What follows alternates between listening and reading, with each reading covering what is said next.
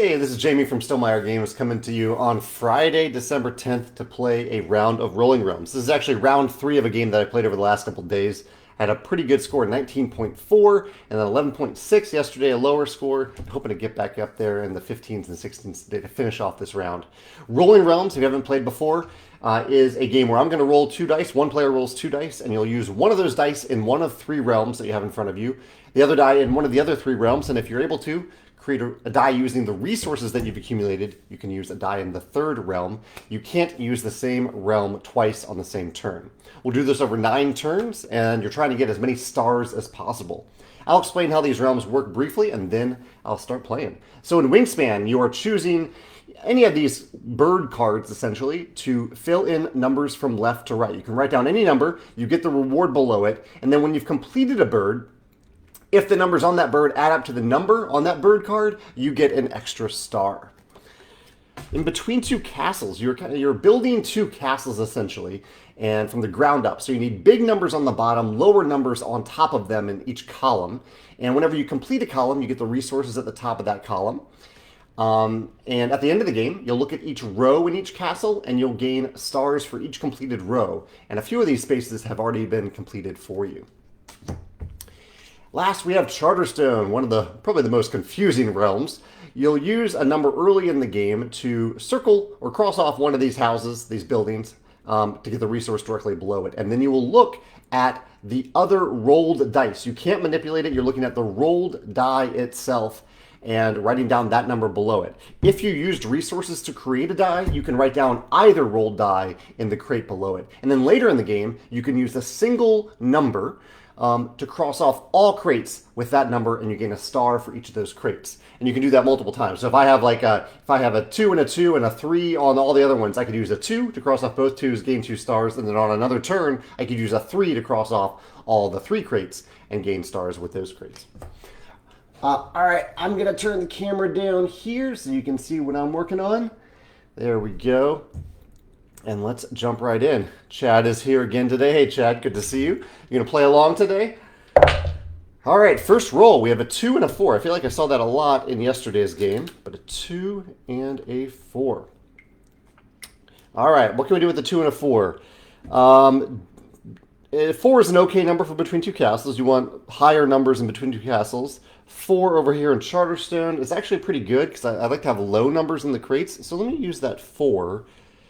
I'll mark a 2 down there. I like lower numbers in the crates because I can create numbers pretty easily with coins. And like X coins, if I spend 3 coins, I can create a die of 3 value. So creating lower value numbers is a little easier over there. So I've used the 4 over there. Let's put the 2... Let's put the 2 right here. Oh, no, that's a little risky. I'll put the 2 right there and gain a pumpkin. Not going to do anything between 2 castles yet, which is probably a mistake, but I don't have a coin to do anything over there. Chad says that he is just going to have this on the background while he works, and that is totally fine, Chad. You can always play against me later here or on YouTube. A 4 and a 1. Oh, that's actually even better. I kind of wish I had waited now for Charterstone because 1s are even better down there, but that's okay. Let's put the 1 over here in Wingspan and get a coin. And actually, yeah, we can actually make this work out. And we'll put the 4. Let's put the 4 in one of these 2 columns. Let's put the 4 right here. And now I'm going to create a 1 value die. And now I can look to use over here in Charterstone. So I use that there. I can look at either rolled die. I can use either rolled die. I will choose the 1, and I get a pumpkin out of that. All right, turn 3. Feel free to, if you're joining me live right now and don't know what's going on, I am playing Rolling Realms right now. Feel free to play along live. You can get this game on our web store for $20 or from your local retailer. It has been released now, local or online retailer. And play along with me now live. It'll be on YouTube later if you want to play against me then. As you can see, I'm wearing my Peach Tortilla shirt, which is a food truck and now a restaurant that a friend started in Austin, Texas. 3 and a 1. I'm going to use the 3 over here in Charterstone because, again, I'm putting the number that I already have down here in crates, which is great. And now I need to use the 1 somewhere. I don't really want to use that in Wingspan. So let's put it in between 2 castles. Let's actually put it right there and complete that column. Get another heart, another coin. I don't really want to do anything else in Wingspan yet. Not yet. I got to mark that down. 1 and a 3. All right, turn 4.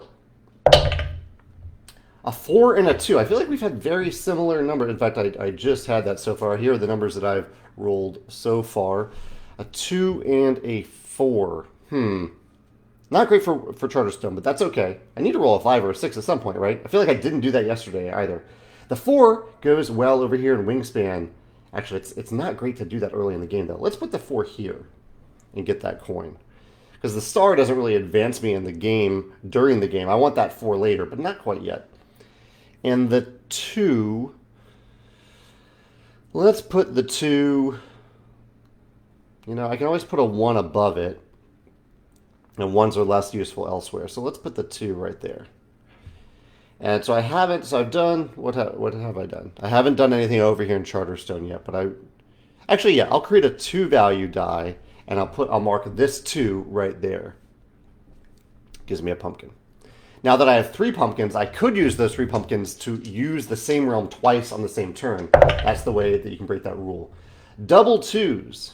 All right, this isn't a great example of it, but if the rolled dice are a pair, if they show a pair, you can use 2 hearts to copy one of those numbers and write it down again.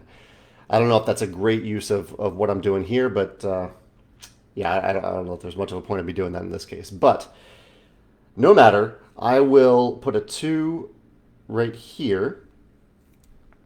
Can't really use a 2 over here in Charterstone unless I want to cross off both of those 2s, which I actually might want to do. Yeah, let's go ahead and do that. I'll cross off both of those crates and get 2 stars. And I don't think there's any point in duplicating anything for Wingspan.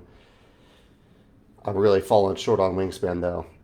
I might need to start putting numbers over there, just hoping that I roll. Yeah, let's do that.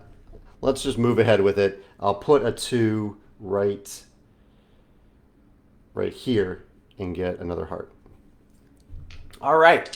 Hey, Tim. I hope your day is going well, too. A 3 and a 2. Still have not rolled a 5 or a 6 this round.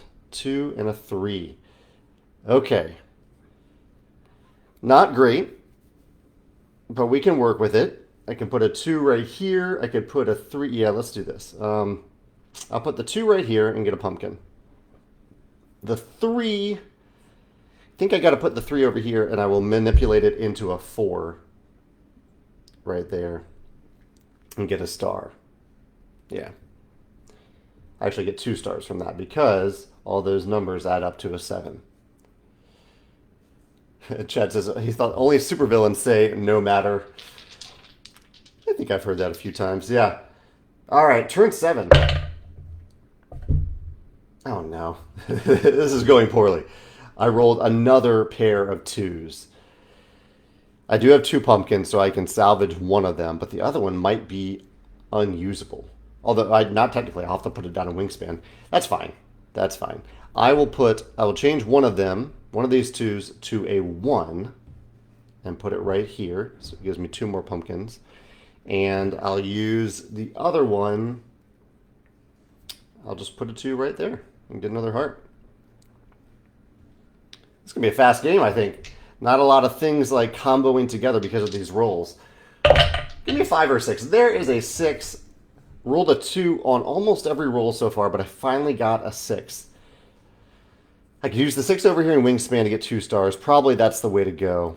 The 6 could also be a good foundation over here on Between Two Castles, albeit a little bit too late. I could put it over here in Charterstone. Could I combo that together with anything? I would get a coin, so I could mark the coin down over here. But I'd still have to use the 2 somewhere. But that is a good place for the 6. All right, let's do this. Let's mark the 6 there. I'll put the 2 here. I get a coin. I have to use the 2 somewhere. Actually, no, I'll use 3 hearts to copy the 6 and put it here, which is what I wanted anyway. And now I have a 1 that I could use over in Wingspan, and I think I need to do that. Yeah, even though I'm not getting as many stars as I'd like. Yeah, I think I need to go ahead and do that. The only risk here is that I actually roll another 6. I would love to have a 6 right there, but I'll just manipulate my way into it if I have to. Yeah, I'll use the 1. This is a little risky, but I'll put the 1 right there and just get 1 star. We'll see. If I roll a 6, I will instantly regret it. I did not roll a 6. I also never rolled a 5 this game. Got a 3 and a 4. When your numbers add up to 7, you can use 2 coins to copy one of those numbers. I doubt that will come into play here. Actually, this is the one case where I needed a low roll because I needed to mark off the things in Charterstone. So let's see if I can get a coin out of it, which would salvage it a little bit. I might be able to. I can put a 4 right here. I can then put the 3 here to get a pumpkin. But that might be it, actually.